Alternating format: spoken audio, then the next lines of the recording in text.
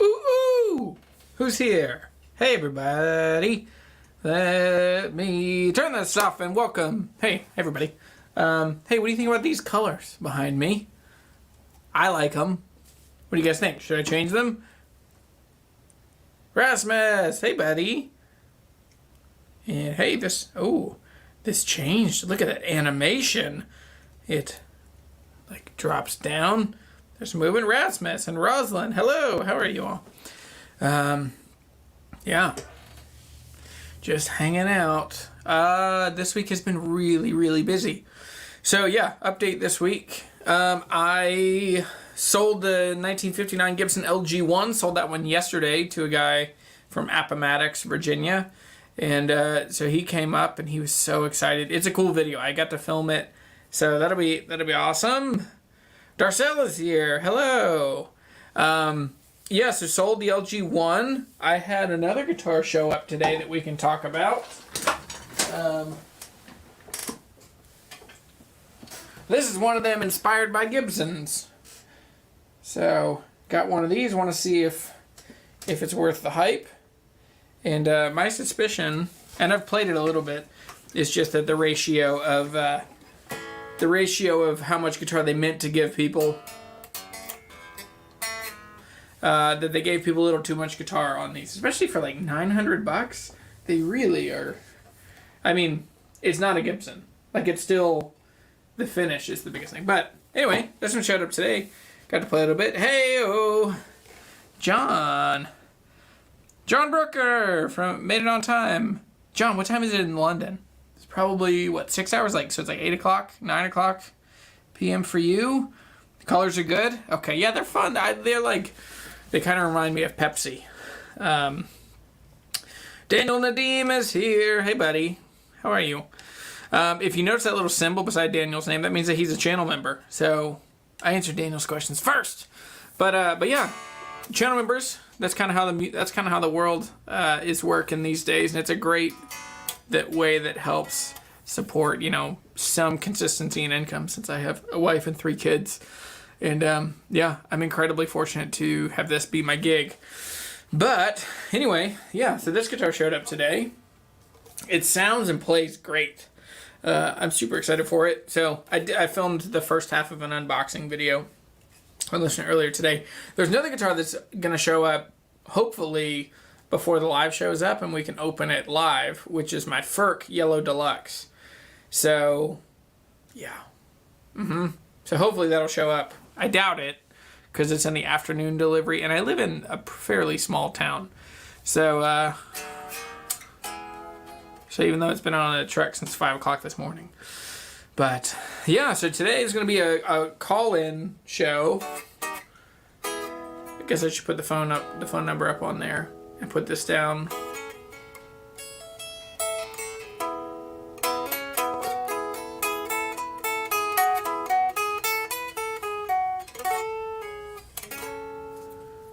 Anyway, it's a pretty musical guitar. It's heavy. It's heavy, heavy, heavy. So, 7 p.m. Oh, wow. Okay. So 5 hours. Yeah. So, Joe just bought an Epiphone Les Paul Special and upgraded the pickups and electronics, nut and bridge. That's a lot of work.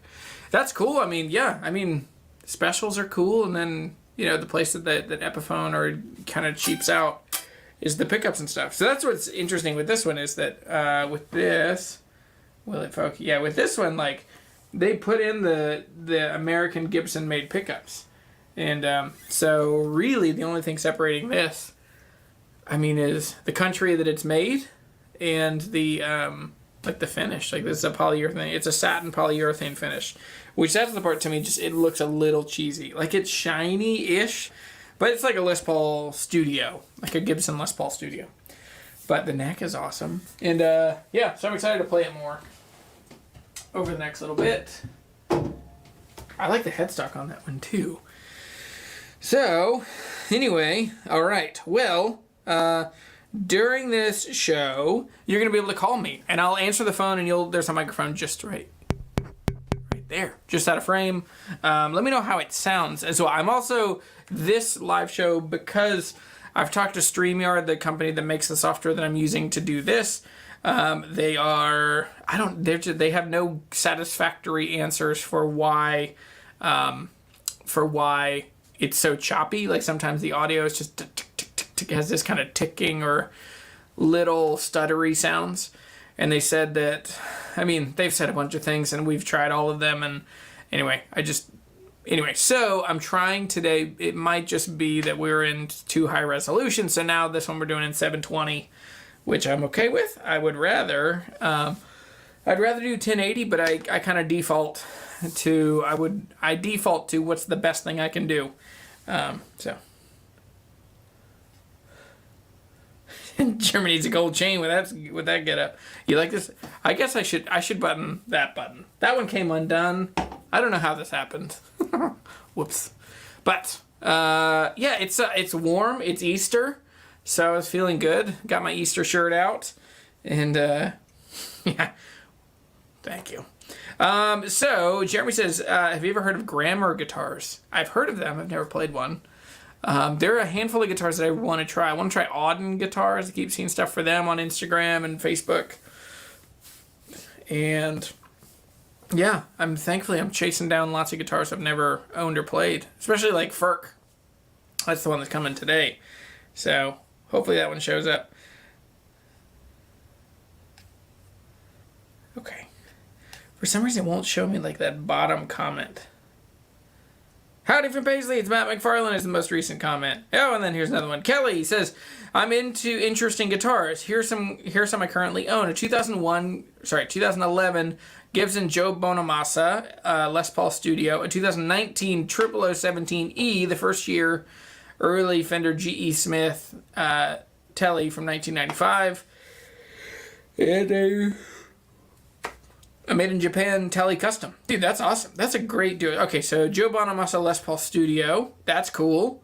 That's before like Lazarus and all those other ones. That's cool. I like those. He's such a great player. Martin 0017. Those are awesome. That's the guitar that always gets me in trouble with Martin, because to me, it's a spruce top. It's not a mahogany top.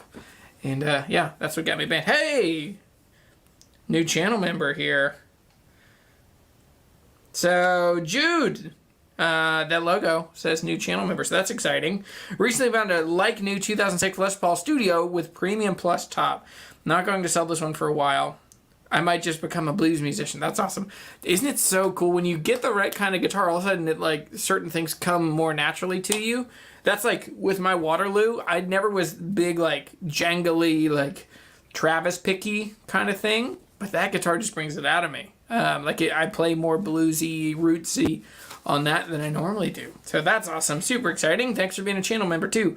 Rasmus says, are you still thinking about selling your Haas & Dalton? No, not this week. I hadn't played it in a long time, and I think I'm mostly bummed out. I don't love the pickup. I don't love the pickup when I play it through like an amp with me or my Bose, my PA system. But I played it at church, and we have like our church moved into a much bigger and better building, and we have like an in-ear monitor system, and so we played it last week, and the LR Bag's lyric running into a venue, it just sounded killer. Sounded like a microphone. I think it's that pickup just sounds so different if it can hear itself, since it's a microphone. So what was cool is we were playing it in a place where like there's no real stage volume. Like it's all smaller speakers across the congregation. So it sounded killer. I've thought about sharing links like when we play, but there is somewhat of a divide. I mean, there is a divide. Like I still have a personal life that I don't share a ton of with. So Kelly has a great question. Kelly says, question, compare a 0017 to a standard.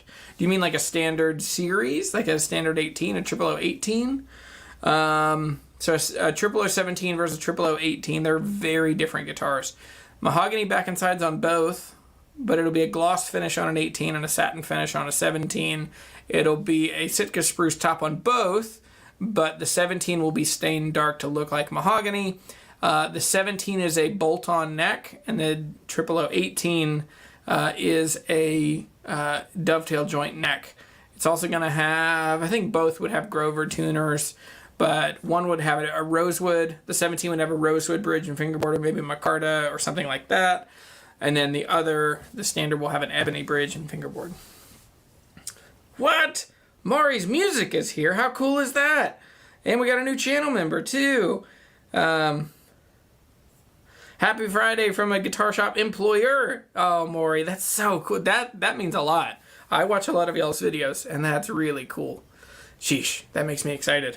So, yeah, I worked in a vintage shop for 7.5 years. That's how I paid for college. It was an amazing time for me. I also got some crazy stories out of it.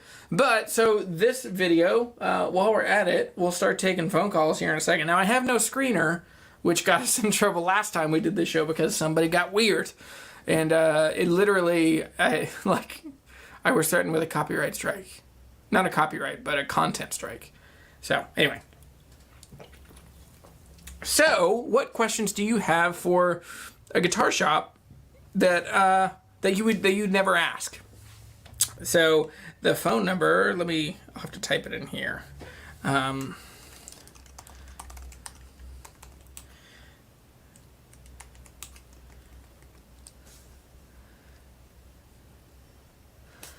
right, you can call in right now if you want, and I will answer, and you will be live on this in front of, the 49 of us is what it's saying here. But yeah, Darcel, thank you for becoming a channel member. That's so awesome. Never heard of him. Have to check the name out. Cool. 24 frets. Hey-oh. Let's see. What is that OM in the back? That is, this one is that is a house, right there. That is a house vintage OM. It's made in Godrich, Ontario, Canada. It's a vintage OM. I can get it. I'll show you.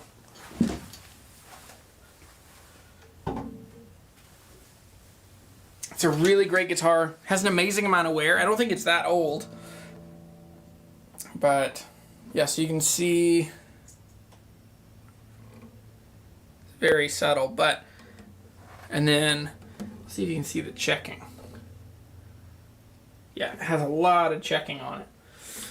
But Sitka spruce, Koa binding, East Indian rosewood back and sides, and this is a really, it's out of tune, but it's just a really beautiful guitar. Let's see if I can get it to focus. It has really beautiful inlays. So anyway, this one is for sale as well. I just put this back up on the website. I had it sold, and the guy who got it wasn't interested in it, or it just wasn't for him. Had a little too much wear. But it's cool because it is a hand-built guitar. It's a boutique guitar. It's amazing. It's great quality. Has a K&K pickup. But it also has been played a lot. Like, there's lots of play wear on it. I mean, still a monster. Yeah. So... let's see. Would love for you to check out the EB Rooster guitars. Dan Blom is building them. Has built me some great guitars and giving some great things with the profits. That's awesome. I don't know of him or those guitars. Could you send me an email? If you send it to info@jeremyshepard, JeremySheppard.com, I can try and catch up with them. 24 frets, able to join the live show. Wow, that's a lot. That's amazing. So EV Rooster donates 10 to 15% of each build to help those dealing with addiction. Addiction's a real thing. I don't know. Yeah, that's good and important. That's good work in the world. We need that. Hey-oh, Derek Paul's here. Mr. D. Paul. Happy Friday, man. By the way, love the PRS Angelus review. I still have that guitar. You want it? Let's make a deal. I'll give it to you for almost nothing. Have I been able to remove humidifiers in Virginia yet? I haven't, because Virginia's been crazy. It snowed the other day. We got 6 inches of snow on Monday, and then it's like 75 degrees outside now. So I actually had to turn the humidifier back on in here, and even now it's only at 45%. So not quite yet. But Let me turn these off. Yeah, so call in now if you're interested. Let me make sure. It's a Google Voice number. Sorry, 324-8405. Yeah. Call me. Call me.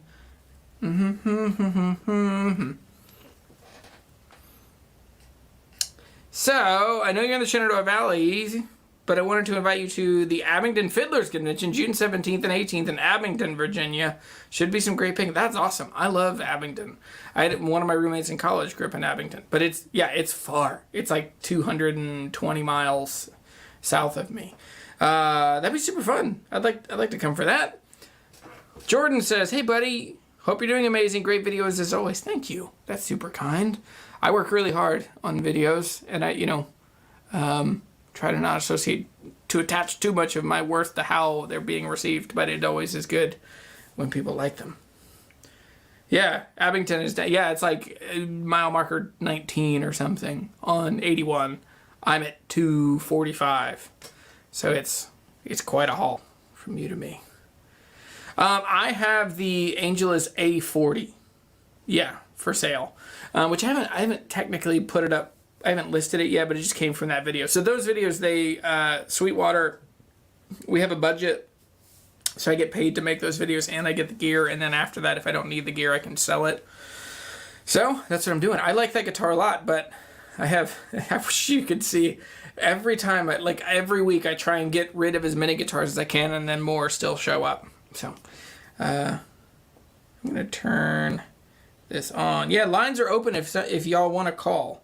Feel free. Give me a call. William Wisham says, "I enjoy all your videos. I own a 0010E Sapelli Martin Fishman Electronics, and it plays great. I use it to play lead because the strings bend so easily. It's a short scale length that allows for flexibility of the strings." Is it the short scale length that allows for the flexibility of the strings? Yes, it is. And it's not that much, what is it, 24.9 inches, I think, for the short scale for Martin. But it's still, 0.6 of an inch is enough that the tension is less, so you get to bend more.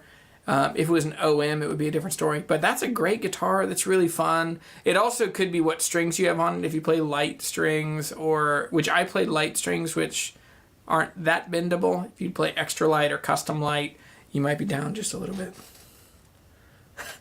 Patrick, I'd call, but I don't know much to say other than great job. Love the channel. Thanks, Patrick. That's so kind. Yeah. So, yeah, I'll leave that up for now. But I'll just answer questions. Ed from Beckley, West Virginia. Found your channel not long ago. Really loving the content, man. Dude, if you're in Berkeley Springs, sorry. I get Beckley and Berkeley Springs in West Virginia mixed up. But if you're in Berkeley Springs, you're not super far from me. That's super exciting. I try to highlight the valley, the mountains, the life that kind of happens around here in Virginia because I love it and I think it's great. And, yeah. Hello, Jeremy. Paul Rich. Hey, buddy. Hello from Cincinnati. How are you? Yeah. Guys, I've gone full, oh, come on. Focus. There it is. Look at that. Waterloo. Yeah, just like my Waterloo back here. But, someone call. Listen, it's a Google Voice call, so if you're out of the country, if you're in any other country, you can call me as well. That'd be super fun. But this is the peach sparkling water from Waterloo, and it's freaking delicious. Mr. Howard Haynes, calling from snowy and rainy Montana. Just finished 2 playing and singing sessions this morning. That's awesome.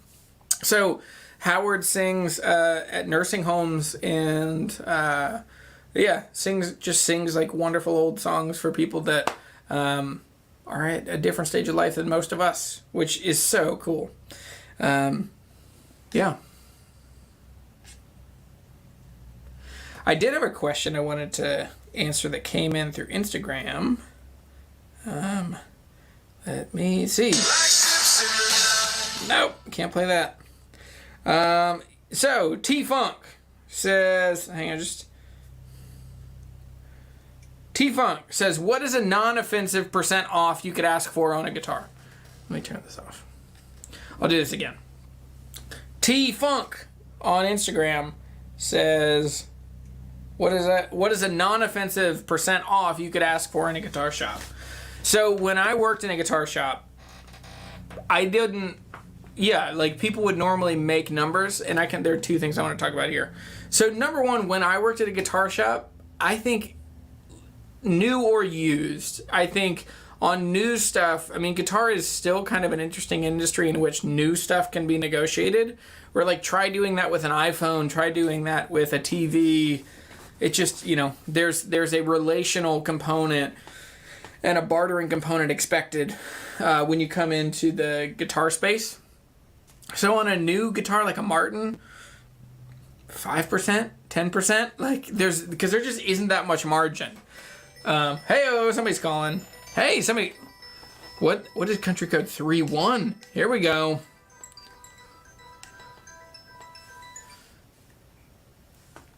Hello, this is Jeremy. Hello there. Hey, who's this? Rasmus. Rasmus, how are you, man? I'm good. How are you doing? I'm good. So if you guys don't know, Rasmus he's in the chat here, and he's a great young guitar builder in the Netherlands. So, yeah, man, what are you up to? Well, I'm working on the wood you sent me. Yes! Can I tell people about it? Sure. Go for it. Yeah, so Rasmus found a mandolin builder in the States that had some extra Brazilian rosewood, some really old cut stuff. And so Rasmus asked because the guy didn't want to ship it, just didn't want to deal with shipping it out of the country. So Rasmus sent it to me, and then we did all the due diligence to figure out how to get it from the U.S. to the Netherlands. And so it just showed up. So he's got enough Brazilian for 3. What have you found out? 2 guitars? 3 guitars? Well, the main board is pretty tapered, so I think I can get maybe 2 parlor guitars out of it, or maybe 3 if I'm lucky. Okay, we'll cool. See. That's so cool. My question was. Yeah. I saw a video of yours. You posted maybe a month ago, I think. Mm-hmm. You were playing a 12 fret mahogany Hudson with pearl. I think it was in a guitar shop, and you were talking about that you wanted a 12 fret guitar built. Yeah. Dreadnought. So I was just thinking, why do you like 12 fret? Yeah, so why do I like 12 frets? I'm starting to find where I have a bunch of them. I have the Waterloo and a lot of other guitars that I've really liked in the last couple of years. I like 12 frets because they're a lot warmer and bassier, and you can get a smaller sized guitar that has the same kind of volume output of a bigger guitar. So they're more comfortable, and I don't feel like I have to compromise. I also like how unique they are and how you just don't see other people with them. Because it is interesting, like if I show up with a Dreadnought, no one will say, cool guitar at the end of it. But if I play out with, a double O or a triple O or a 12 fret guitar, like somebody's going to come up and mention. Which is funny, when I have a slot head guitar, most people are like, I'm so glad you brought your classical guitar. So. Yeah. Well, that was the question. Cool, man. Well, dude, I'm glad you called in. Okay, have a good day. All right, man. See ya. Rasmus. That's so fun. I love Rasmus. Yeah, he's this amazing young builder. You guys have to go check him out. Yeah, he's young. 16, maybe? I don't know. He tells me his birthday. He's told me many times. But, yeah. So, what are my thoughts on 80-20 versus phosphor bronze strings? I almost always, pretty much exclusively, I use 80-20 bronze, I use phosphor bronze. 80-20 are okay, but they're just a little punchy for me. The only time I really like them is when I end up using elixirs. The polywebs are 80-20 bronze. and those just sound like good and mellow and chill. Yeah, most of the time, my favorite strings for a long time were the Martin SPs before they did Lifespan or the coated SPs, but they last so short. But they sound great, they're punchy, they're bright, they're bassy, they resonate for a long time. Yeah.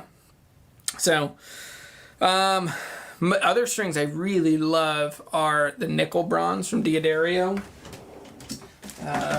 These guys, I like these a whole lot. Really great strings. So these are nickel bronze. So I don't think they actually say what the alloy is or what the mix is on these. Nope. Oh, that's interesting. Never noticed this. So they do tell you. They tell you the tension on the strings in here, but right down here at the bottom, it says that's based on a 25.5-inch scale length. So that's interesting. So that, yeah, I wonder what the tension would be on a shorter scale guitar. But yeah, I answered your question. You don't have to call. Evan just got the Guild F30 back from the shop. Love that thing, dude. That's awesome. That's a really cool guitar. F30s are cool. Man, old Guilds, so fun. I need to like get one and commit to it and stick with it, but not working. Jack Attack says, I've been trying the Martin Retro, the Manel strings on a mahogany guitar. I may try those nickel bronze. I feel like they're pretty similar. I think Manel is technically a different thing, but yeah. Oh, Derek Paul just texted me. Okay. Yes, Derek, we'll talk. I'll text you. But yeah. Oh, I didn't really answer my question. Okay, so what's a non-offensive percentage off to ask? So on new gear, I would say 5 or 10%, because most guitar shops don't actually have that much margin, and new guitars are selling so quickly that, you know, you get in line. Like you're probably not going to get a deal because so many people are trying to buy that guitar. So if they say no to you, they'll just kind of jump into the next person with money standing in line behind you. On used guitars, I'm broken, man. Like I will almost never just pay what people are asking. I will always ask for 10%, 20% off. I always aim for at least 20% off. Just thinking like this will, yeah, and it works. And I'm quick to get money off as well, like to give money off of a deal. Like if someone says, "Hey, what's your best deal?" I will offer, I'll come off $200 or something, on a $2,500 guitar or whatever. The thing that gets me is, the thing that bugs me is when I post something or I say the first number and someone says, "What's the best you can do on it? What's your bottom dollar? What's your best price?" And that kills me because it's just, it's obnoxious, number one. And the truth is, like, don't make me bid against myself. So that's a pet peeve for me. What do y'all think? Seriously, no one's called in about my extended warranty. I mean, literally, I get those all the time. But, yeah, we've only had one call, which is crazy. Normally, it's like I get 40 or 50 phone calls in an hour on these. But it's a Friday afternoon. I get that. But, yeah, so, yeah, that's a pet peeve. When people ask, like, what's the best you can do? And you're like, all right, well, you got to negotiate. Like, don't make me just like, okay, well, how much less do I want to get? So... Yes, Daniel gets it. Daniel says, I hate bidding against myself. It drives me crazy. So, Kelly says, over the years, I found that certain guitars, even if bought new, seem to appreciate in value, which is weird. I've purchased guitars, kept them, and played them for 10 years and traded for profit. Do you think it's a viable long-term option? What do you think of some current models that you have in mind that have a chance to appreciate? Okay. This is a question I get asked all the time. This is a much more thoughtful composition of that question. But when people say, which guitars can I buy now that'll be worth more later? I say, keep your investments, and keep your guitars. Like, if you have guitars that are worth more later, that's really exciting and wonderful. But, and it's always great to have a hobby that doesn't cost you money, that can make a little bit of money here and there. That's what's for me. Like, I've only ever lost money on 2 guitars. And, I'm not trying to break that streak, So, yeah. So, anyway, with all that said, I think like there's some pretty safe bets. Like you kind of look at like the four horsemen of both acoustics and electrics. So for me, let's do electrics first. Like a Gibson Les Paul, like a Les Paul, an SG, a Tele or a Strat, maybe a 335. Like those are all going to hang in there. They're very rarely worth much less than what they sell for. And then the other one is the four horsemen on the acoustic side would be like a D28, a D18, a J45. And what would the fourth one be? What would the fourth, like, most common? Not a Taylor. Aren't enough 810s in the world to do that. But yeah, I think between a J45, a D18, maybe a J200, if we're getting weird and funky. And the parallel to, this is a fun video idea to come up with the four. I would also love to do a video where I talk about, like, the four, what do you call them? Like your Mount Rushmore of guitars. But yeah, so for me, most of those guitars, like, D18s had a drop, like, in the mid-2000 teens. 14, 15, 16, 17. I was buying D18s for $1,100, $1,200. And I was selling them for $1,600 to $1,800. Now you cannot find them under $2,000, and they're selling for $2,000 to $2,500. And those guitars sold new for $2,500. So it's kind of crazy. I think like the staples of, like, think about the most popular genres of music, and you look at like a D18 and a D28 and a J45, maybe J200. J200s are a little volatile, but like those have always kind of been popular and kind of hung on to their value. Jazzmasters, that's a good one, because yeah.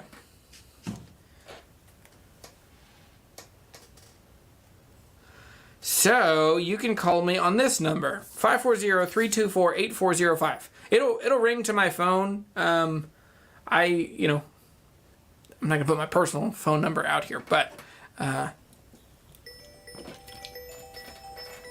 here we go. Someone from Ohio. Hello, this is Jeremy.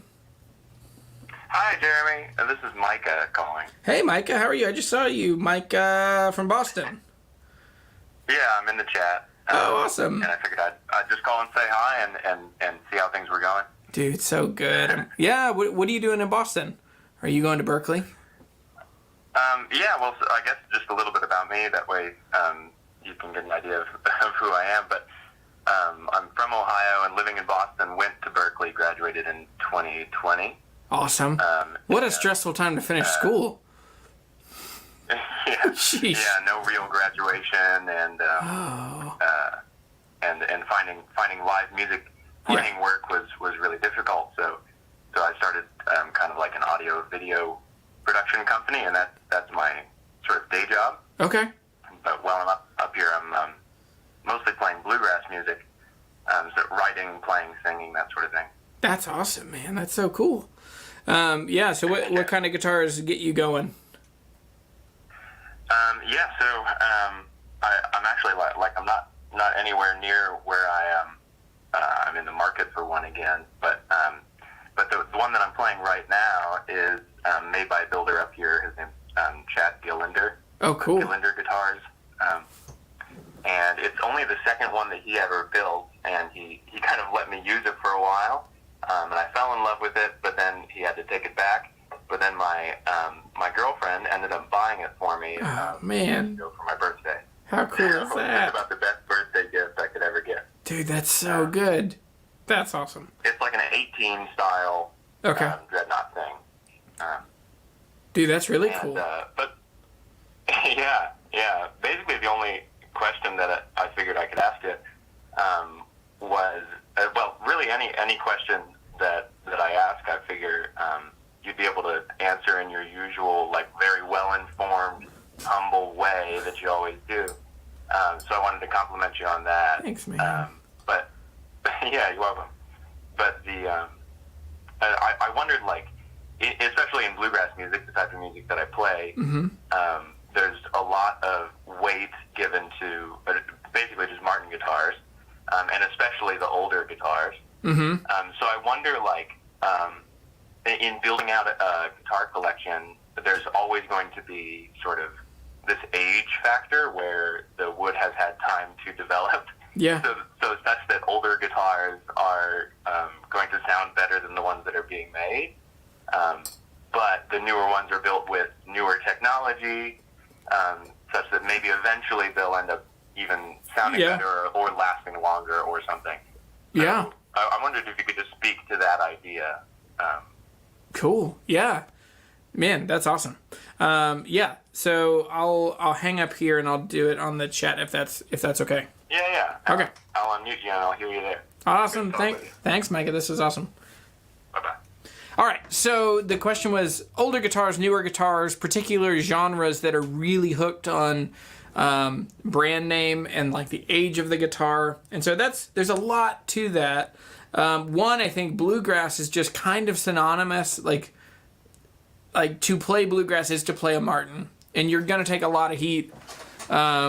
Just like my neighbor across the street has a 74 Martin D28, and I've showed him a bunch of guitars that are much better than his, 70s D28. But to him, like the Martin is the guitar. And the thing is, from a branding and marketing side, like Martin has been incredible at marketing their guitars, and they've really benefited from, like, there is no genre that produces people that know so much about instruments. Like, think about jazz, like, or blues. Like, most blues musicians, when you really meet them, they don't care that much about gear, and they don't know which is good, and they know what their heroes played.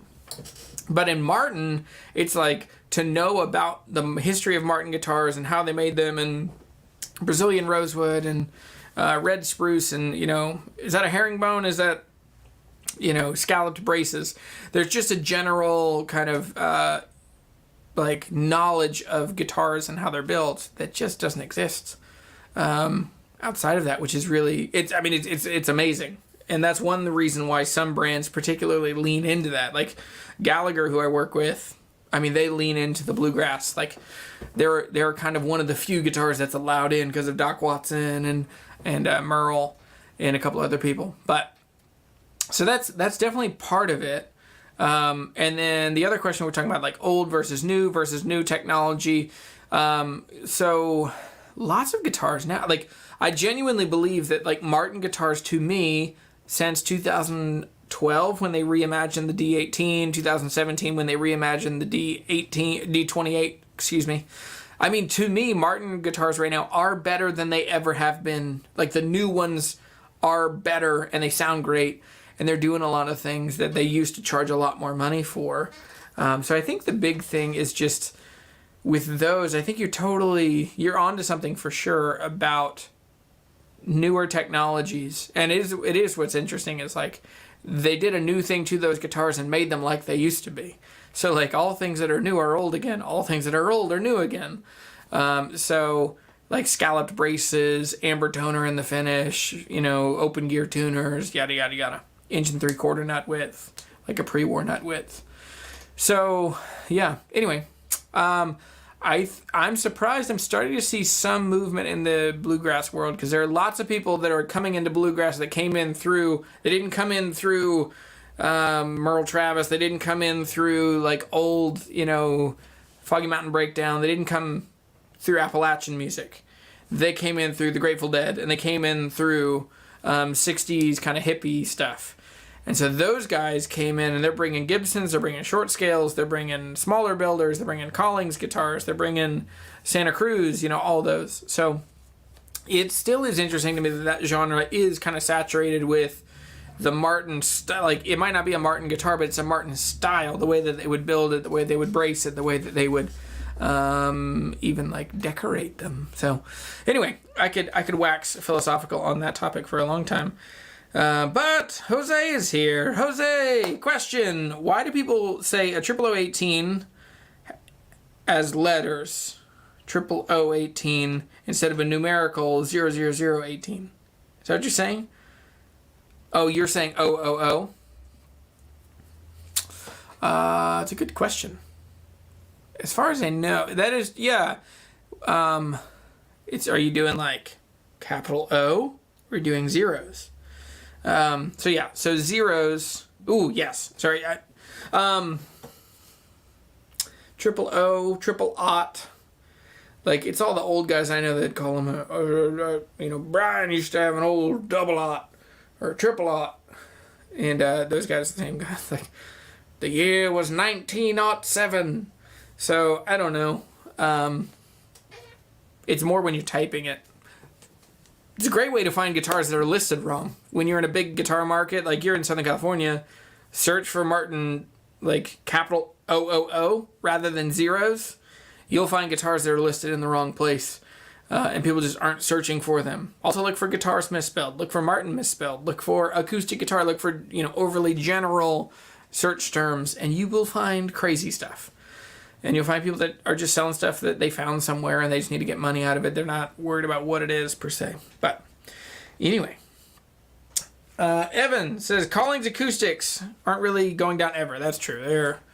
They're kind of like 34 grand. That's about it. You're not going to get them under $4,000. The days of getting a Husson Dalton, I got my Husson Dalton TDM for $2,000. Those days are gone. Would OM28s be considered in the Big Four? I think so. I should have thought about those. Yeah, an OM28. Yeah, because you look at John Mayer, Eric Clapton, even though Eric Clapton played a triple O. But an OM28 is an iconic guitar. So, Joe, how do you predict Husson Daltons will appreciate or depreciate? They're definitely in a moment of appreciation now, and part of that is that I've just talked about them. I looked up recently, I was talking to Kimberly from Husson Dalton, and I've had like 300,000 views on videos just about Husson Dalton guitars. And when you look at other people talking about them, I'm not bragging, but when you look at other videos about them, like they'll do other documentaries or videos and they'll get, a couple thousand views, and mine will get 60, 70, 80,000 views. And I think that just enough people have seen that they're great guitars, and they've also had really great players. They've had, like, Drew and Ellie Holcomb have been playing Husson Daltons. They have Molly Tuttle is playing a Husson Dalton. You've got, who else? Oh, hang on, he's a friend, and I can't remember his name. Great friend, old friend. He's in that band Futures. He was on Jimmy Fallon. He's my brother-in-law's, great friend. He was a groomsman at my brother-in-law's wedding. Oh! I cannot remember his name. Anyway.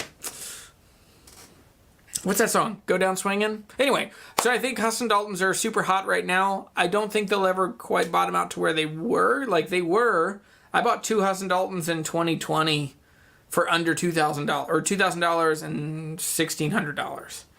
And both of those are worth twice that now. My TDM, no TDMs have sold on Reverb in the last year for under $3,000. I mean, most of them are $4,000, $3,500 to $4,000.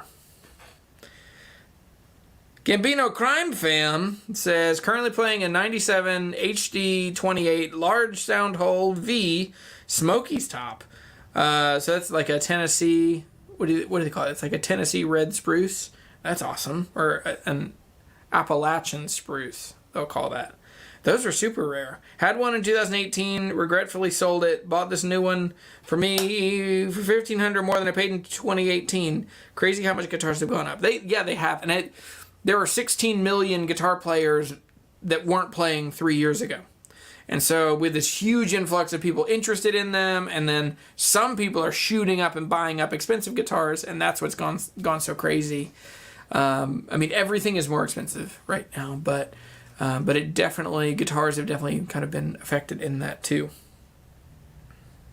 Darcel says both Billy Strings and Molly Tuttle play Thompson guitars, and I think I've seen Molly Tuttle playing a Waterloo now too. Yeah, she has a Waterloo, she has a Gallagher, she has a Rockbridge, it's amazing how many Virginia guitar builders they have. I was talking to Brian with Rockbridge guitars, so we're going to try and get together here soon. I've known of them for a long time. I almost bought one of their guitars in when? 2006, 2007? So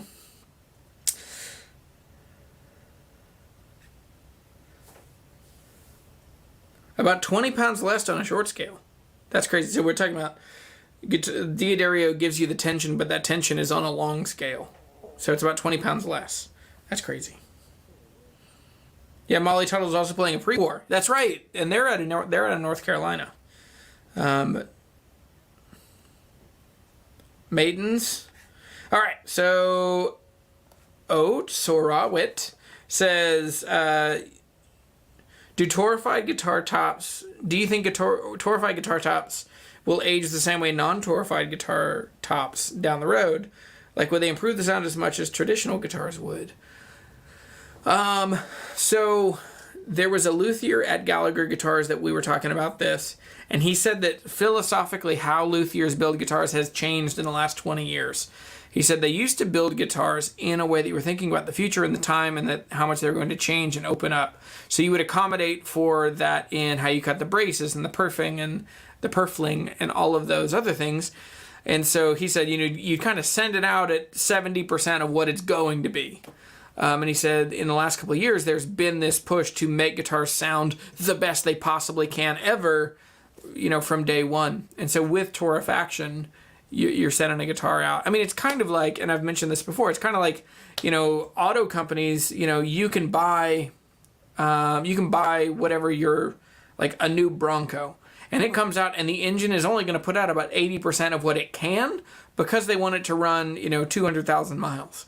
But you could take it to a tuner shop and get, change the timing and the fuel injection ratio and all of these things, and you could pump it up till you're getting all 100% of the power that thing could make. But you're probably going to sacrifice some in the longevity of that vehicle. I think the same thing is kind of true with torrifaction. Now, I have only found anecdotal evidence of people saying, I have a torrified top and the top cracked. But the reality is there were plenty of guitars that are new that the tops crack eventually. So I don't think that correlation does not equal causation. Torrifaction does not equal crackation. Sheesh. Long week making dumb puns. But, so I don't know. I'm curious to see. I mean, you look at like the oldest ones that I know of are Boucher's. Boucher and Collings were the early adopters to torrifaction that I've seen, and their guitars, I don't think there was any higher percentage of cracking or issues with those. Tony in NYC says, I'm on a budget and I have an old Martin Shenandoah that is fairly beat up and needs frets redone. I'm wondering if it's worth it to fix.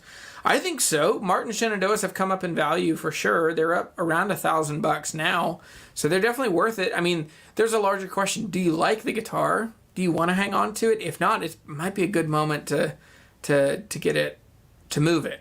And then you can find something cool that would be more in style with what you're doing. Now, the other part of this is I doubt that you need a full refret unless you are a lunatic that is playing so hard and so fast and you're like wearing the frets all the way down into the fretboard. Almost always. Like on this guitar, since I've owned this guitar, I've had the frets crowned, leveled, polished. This was my third time, and now it's the last time. But instead of getting, a full refret for a ton of money, I'm able to just crown and level the frets, clean them up, and they have plenty of life left. So, yeah, that's my 86 Pink Paisley.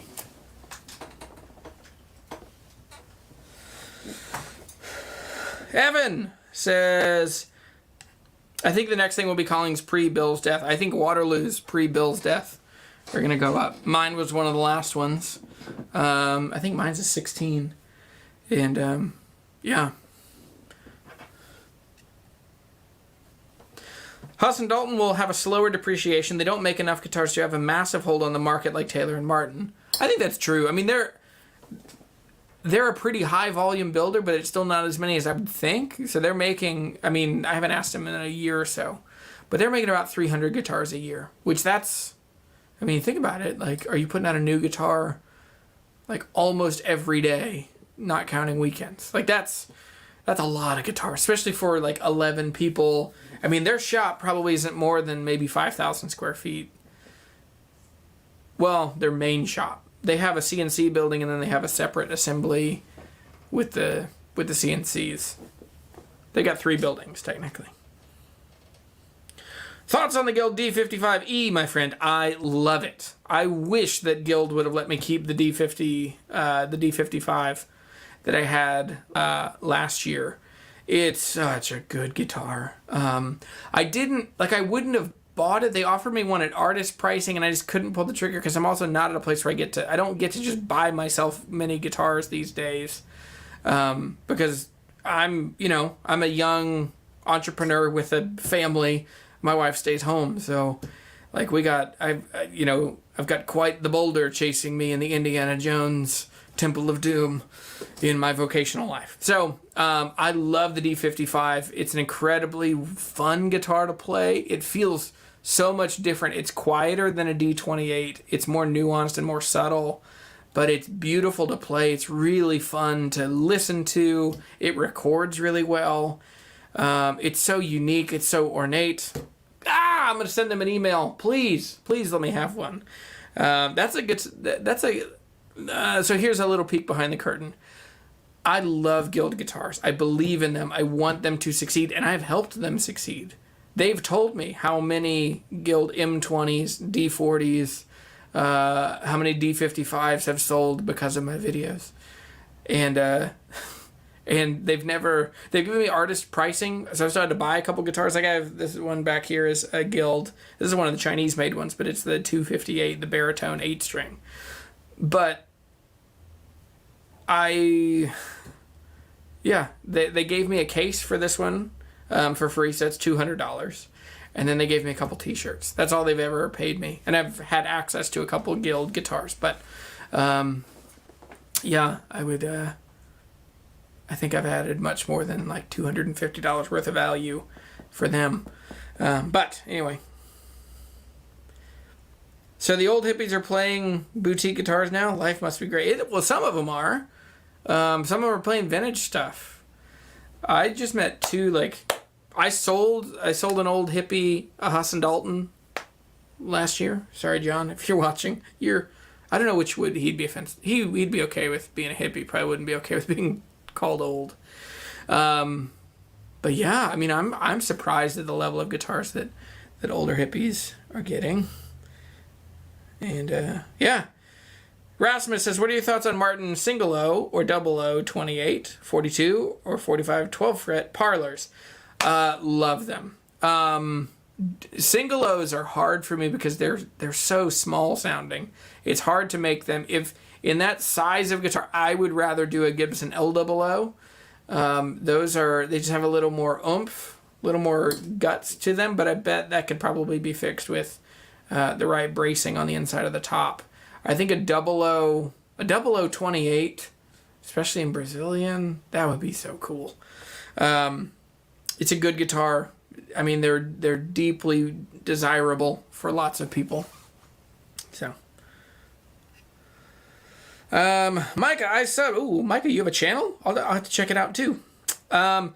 John, do you know anything about Zager guitars out of Omaha? I do, and based on my attorney, this issue's been resolved and I can't talk about it.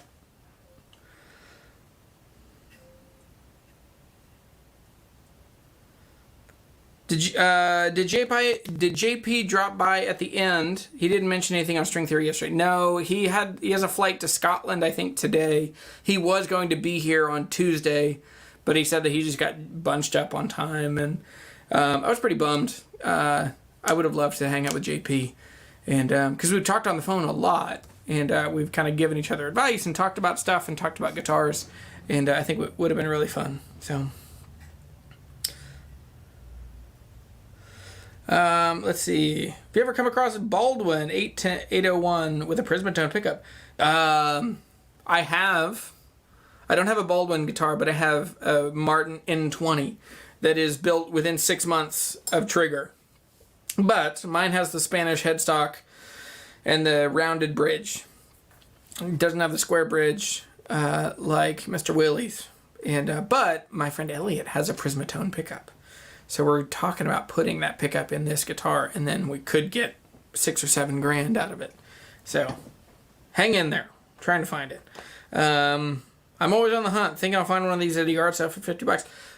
My friend Elliot, 3 summers ago, found a 66 D28 with the best looking Brazilian rosewood I've ever seen. He got it for $150 at a yard sale in West Virginia, not far from here.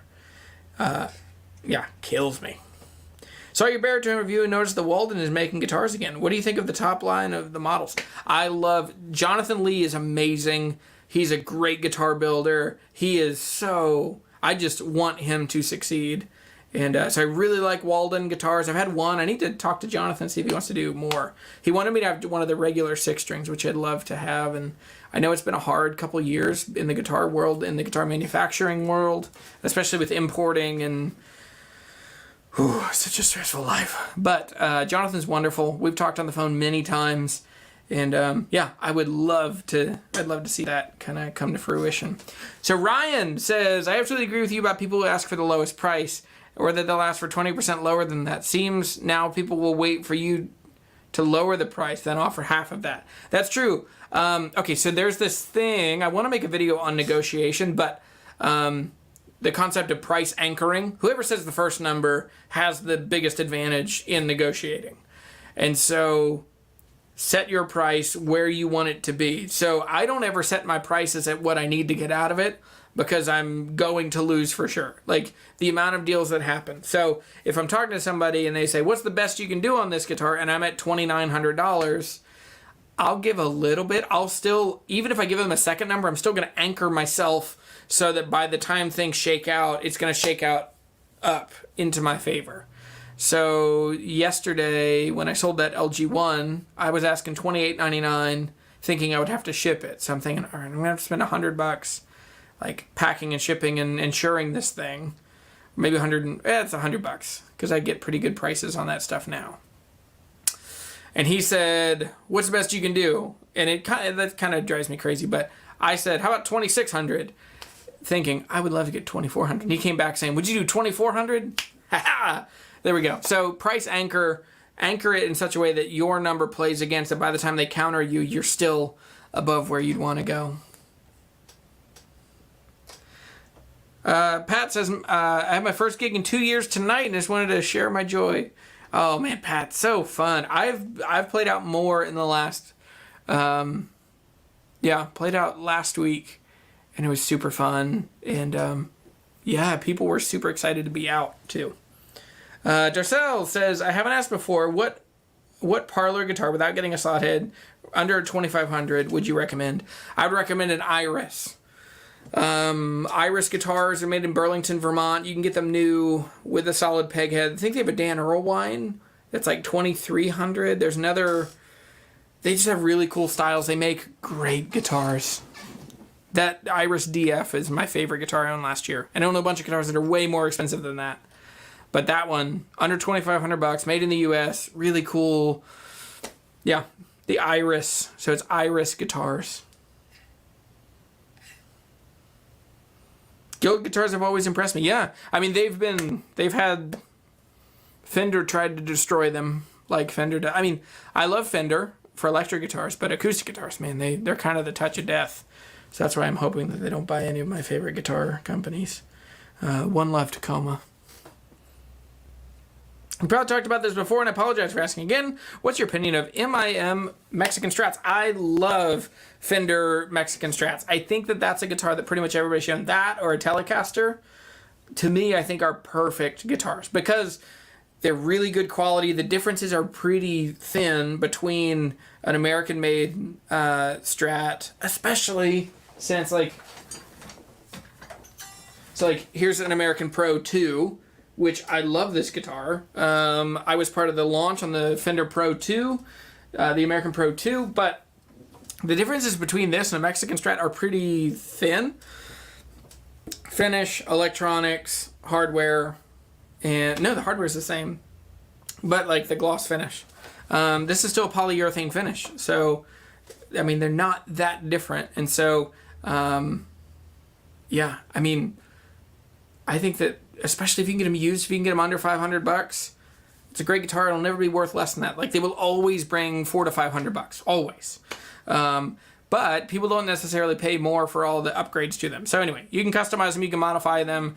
They always kind of have a high residual value. Everyone knows what they are. So yeah, I'm into that. What do you think about 1970s Japanese Martin copies? Some are good, some are bad. Most are more disappointing than they're worth it. Hey, somebody's calling. Here we go. Somebody calling from Indiana.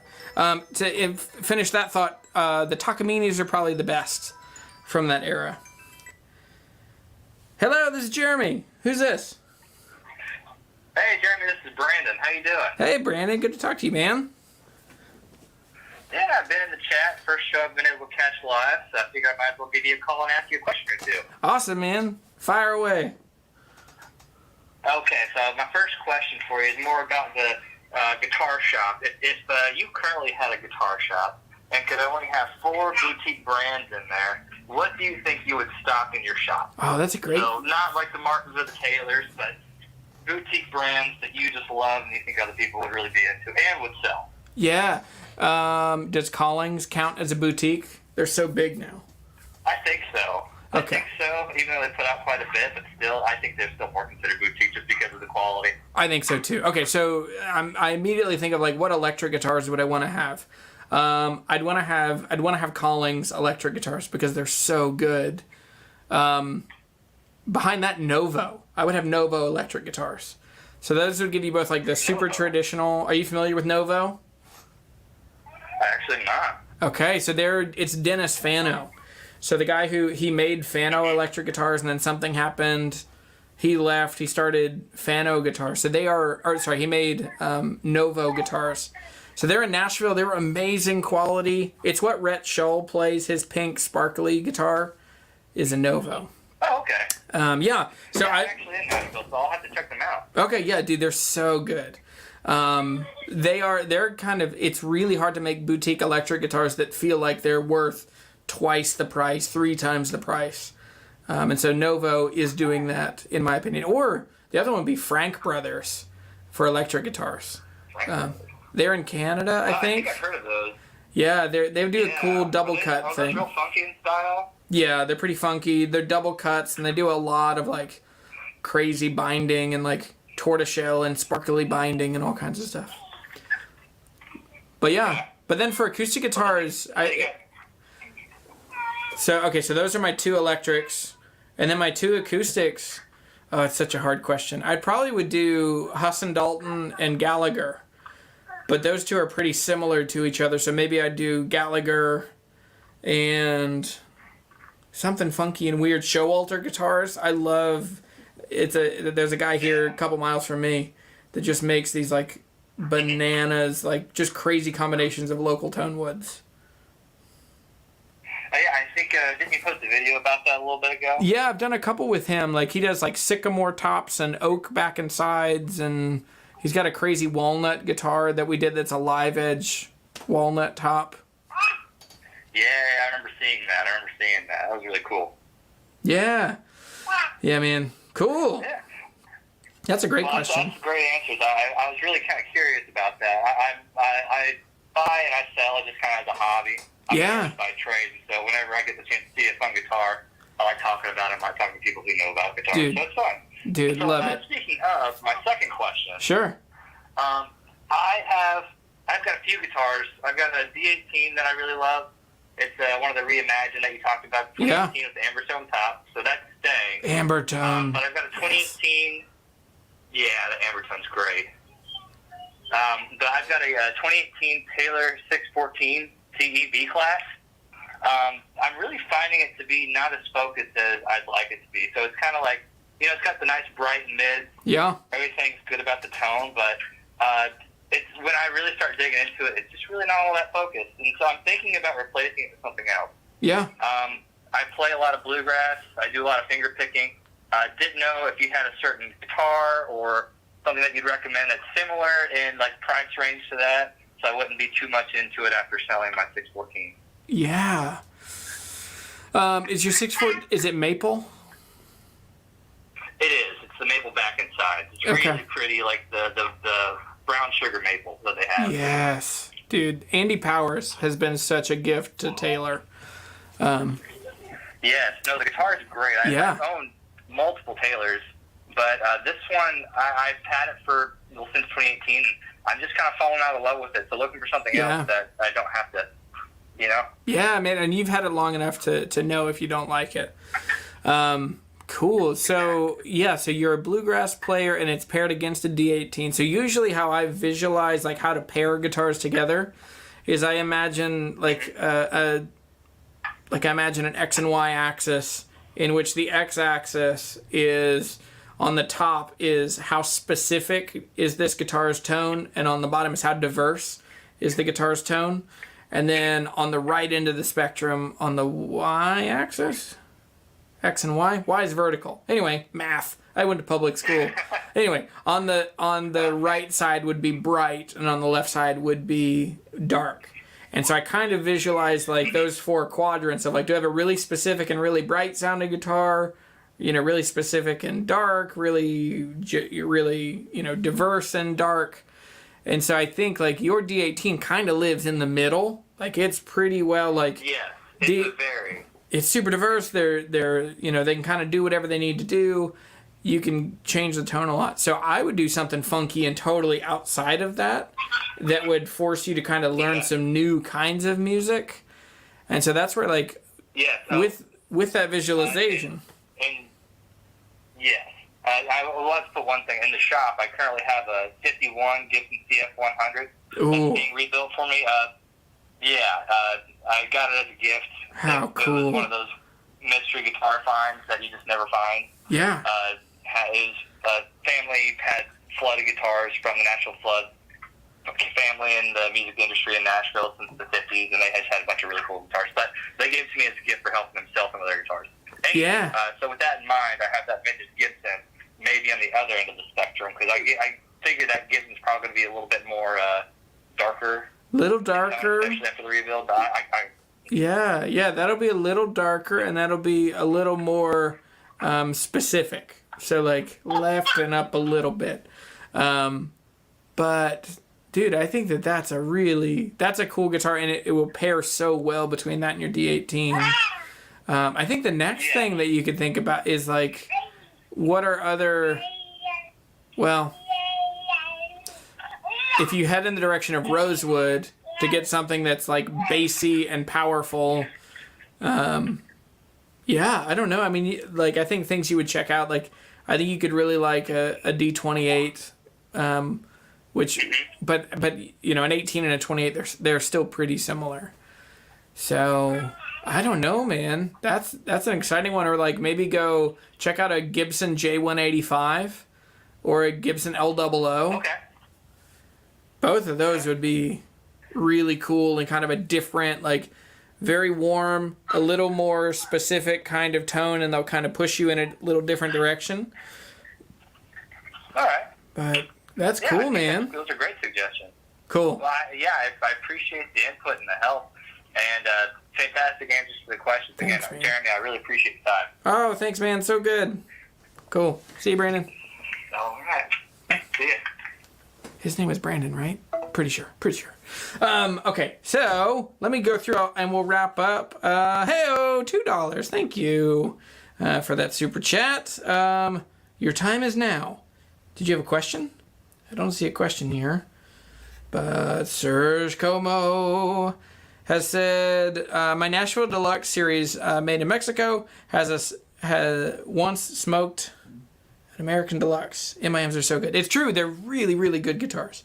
Staley, has your opinion of Gallagher guitars changed since you started working with them? Yes, my opinion has changed.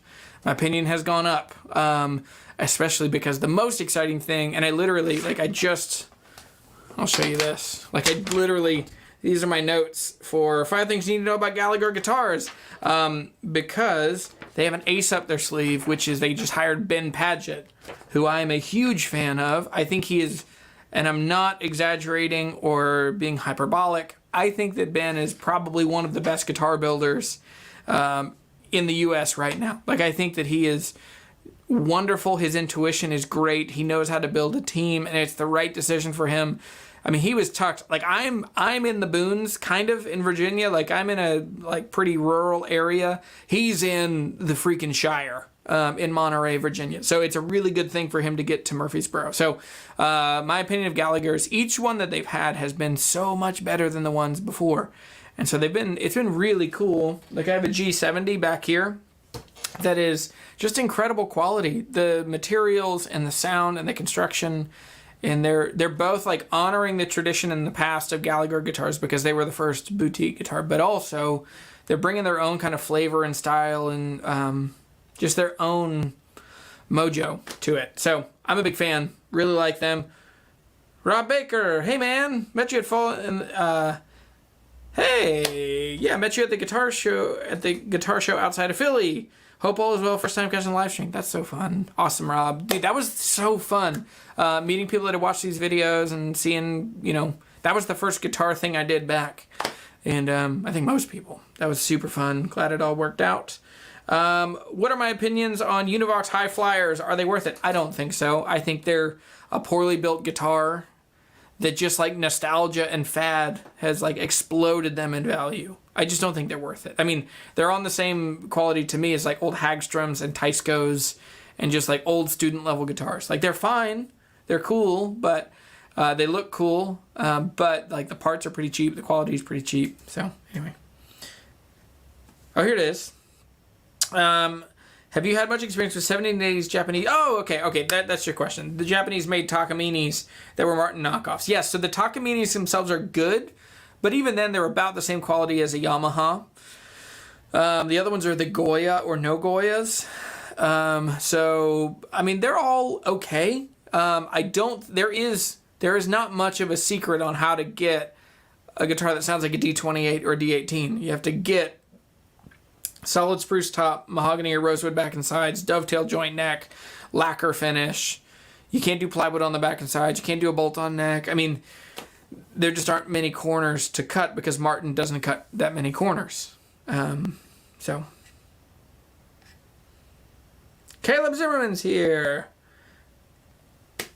Jeremy, I'm working on your guitar stand, but I'm extremely busy finishing up high school. What? You're in high school? And trying to make furniture. And now I got an injury, but it was, oh man. Okay, sheesh. No worries. Take it easy. Be good to yourself. Are you in high school? I didn't realize that. That's amazing. So I'm super excited. Caleb's making me a guitar rack that'll go on one side over here. And then I'm going to put a couple guitars on the wall because I'm just getting to where I have too many guitars. So, yeah.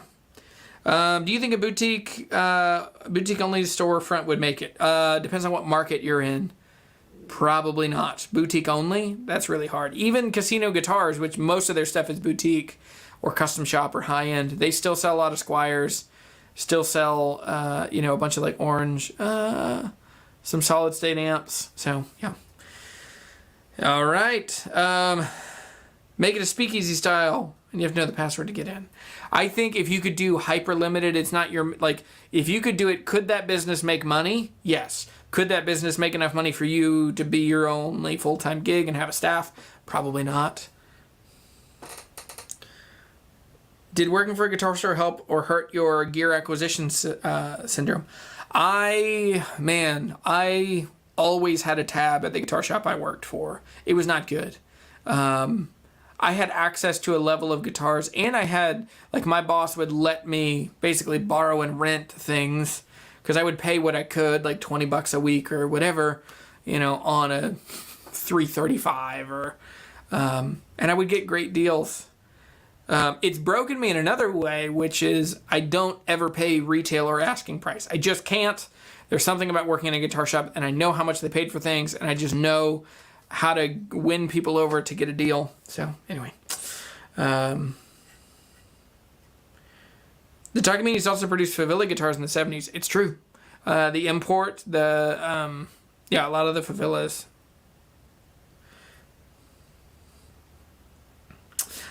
Is there any made in China guitars that is as good as a pro guitar? What are they called? Eastman. And the new, I just got this. We talked about this at the beginning. The inspired by Gibson Les Pauls are made in China. They're really good. Are they pro quality? No, but they have pro parts, which that's usually one of the biggest places that they cut corners. So, anyway, all right, gang. I think we need to call it. I think I hear the UPS guy. My FERC Red Deluxe is coming today, and I cannot wait. So anyway, thanks for watching. I'll see you guys later. Have a great week. This was really fun. Thanks for the new channel members. If you want to support the channel, the best thing you can do and the most helpful thing to me is you can think about either checking out my merch on jeremytheguitarhunter.com/shop. Hats, t-shirts, coffee. I also have a bunch of guitars for sale. So I have all these guitars. Well, number 2 sold, but I've got these. And so check those out. I also have a Sweetwater store that you can check out. There's a link in the description down below. And then the last thing is I have my course, which more people, I think a bunch of people have signed up in the last 2 weeks. This is the thing. If you want to hear more about when I talk about like the visualization of how do you partner guitars and how do you pair guitars and how do you build a collection of guitars, there's so much content just about that in this. So thank you, everybody. Have a great week. I will see you later. You guys are the best. I'll see you later.